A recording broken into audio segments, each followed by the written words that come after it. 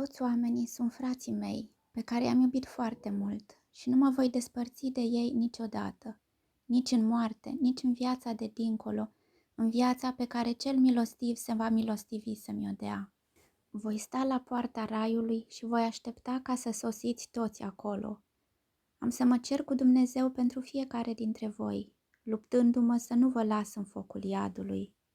Când voi pleca de aici, voi rămâne și dincolo în cer, legat cu sufletul de poporul român, de Biserica Ortodoxă, de neamul omenesc, de tot ce a creat Dumnezeu în cer și pe pământ, cu recunoștință și credință puternică și umilință mai ales.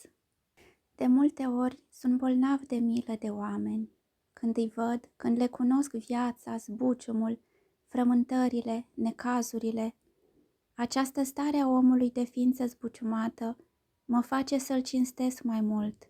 Îmi adâncește în suflet și mai mult grija și dragostea față de el, față de om.